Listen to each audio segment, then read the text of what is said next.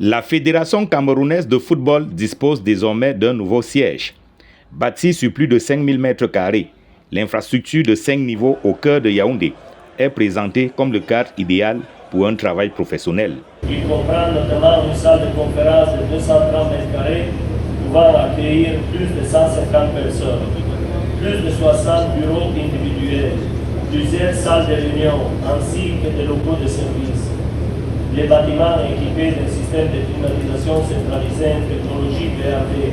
Les travaux de construction de l'immeuble siège de la FECAFOOT ont démarré il y a près de 15 ans. Iya Mohamed était alors président de la FECAFOOT. L'exécutif actuel, conduit par Samuel Eto'o-Fils, parachève les travaux d'un chantier devenu entre-temps un véritable bourbier. Iya Mohamed voyait beaucoup plus loin que son temps. Il est le début de ce beau rêve. Il a vu juste. Il a compris ce dont l'histoire de notre football avait besoin. Sur le plan purement sportif, la cérémonie d'inauguration est présidée par Patrice Motsepe, président de la CAF. Au plan politique, Chief Dr Joseph John Ngouté, premier ministre chef du gouvernement, représente le chef de l'État. Le Cameroun est, au fil de l'histoire, une véritable terre de football.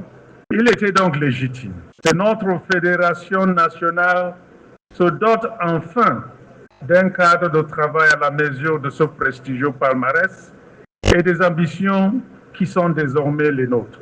Alors que le président de la FIFA, empêché, transmet son message de félicitations par vidéo, rien n'est dit sur le coût total des travaux.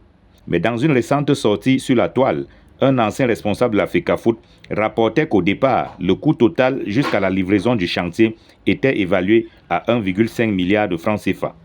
Mais après l'arrêt des travaux, suite à l'embastillement de Iya Mohamed, le prestataire technique aurait exigé 2,5 milliards de francs CFA pour les finitions.